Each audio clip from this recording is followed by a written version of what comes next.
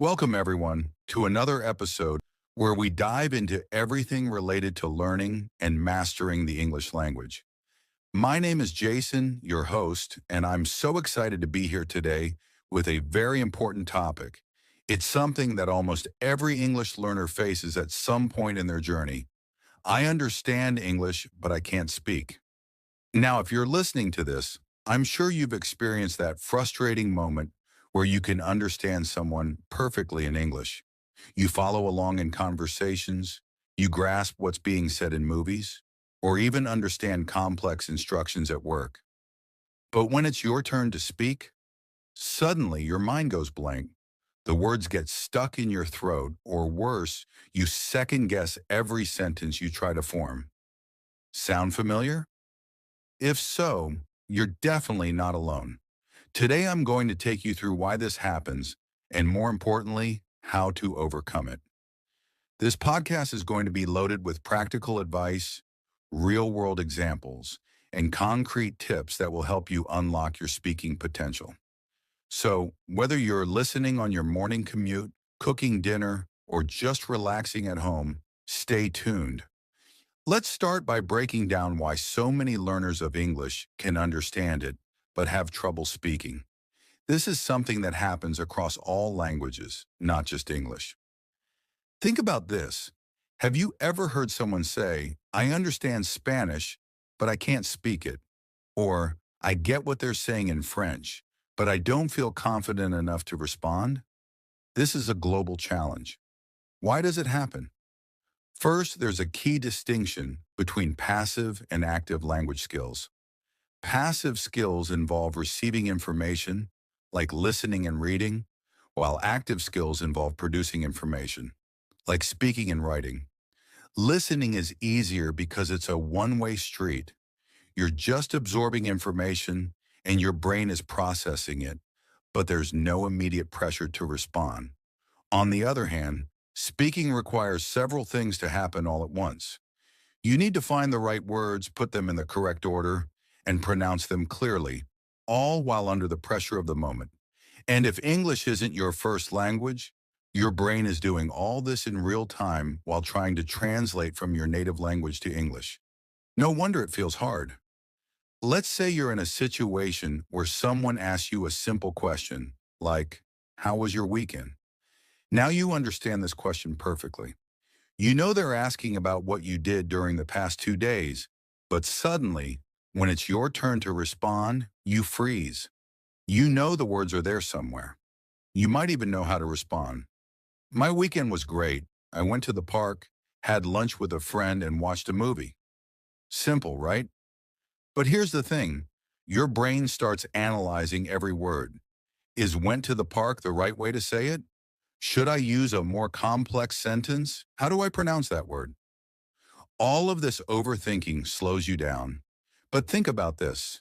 Have you ever spoken your native language and paused to analyze every word that came out of your mouth? Of course not.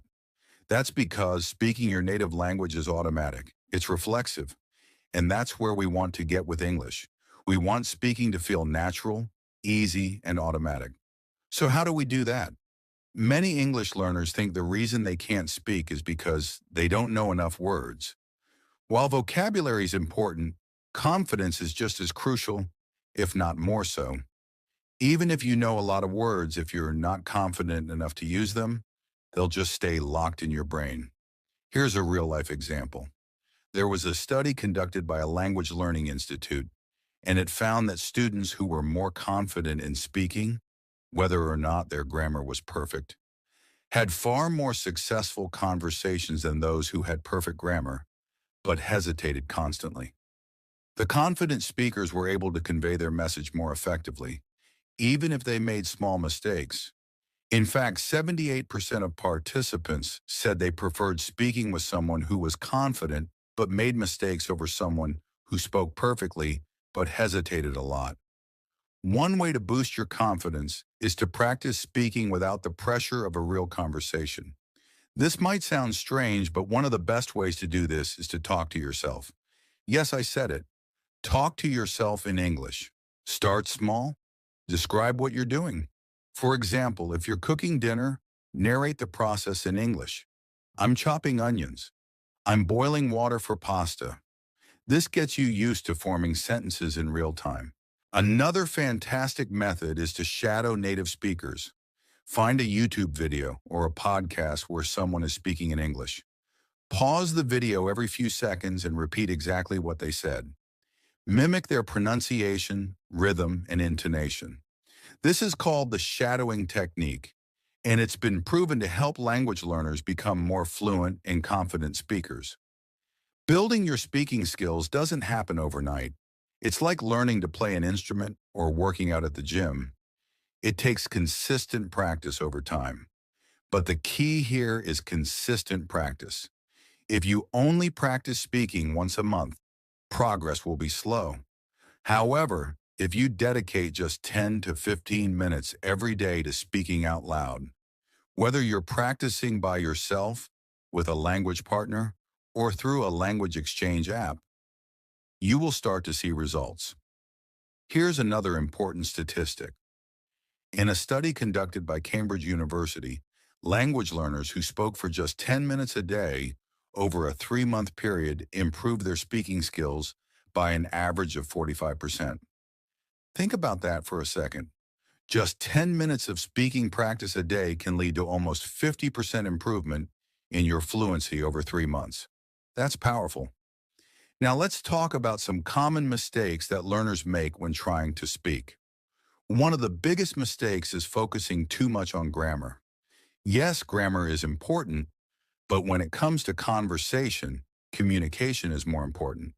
If you're so focused on using perfect grammar, you'll hesitate and lose your flow. Instead, aim for fluency over accuracy. It's okay to make mistakes. Native speakers make them all the time. Another mistake is avoiding speaking because you're afraid of making mistakes. This is one of the worst things you can do because the only way to improve your speaking is by actually speaking. Think about it like riding a bike. You're going to fall a few times, but if you don't get back on the bike, you'll never learn how to ride. Speaking works the same way. Let me tell you a story about a learner I once worked with named Ahmed. Ahmed was from Egypt, and he had been studying English for over 5 years. He could understand English perfectly. He'd watch movies without subtitles. He could read English novels, and he did well in his English exams. But when it came to speaking, he'd freeze up. He'd get so nervous that even simple sentences like, "I'm going to the store," would come out as, store, I go. After working with Ahmed for a few months, we realized the problem wasn't his English knowledge. He knew the language. The problem was his confidence. So we focused on speaking practice, but without any pressure. I had him start small, just talking about his day for 5 minutes each morning. Then we moved on to more structured conversations. Within a few months, Ahmed's speaking improved dramatically. The words flowed more naturally, and he stopped second-guessing himself. Thank you so much for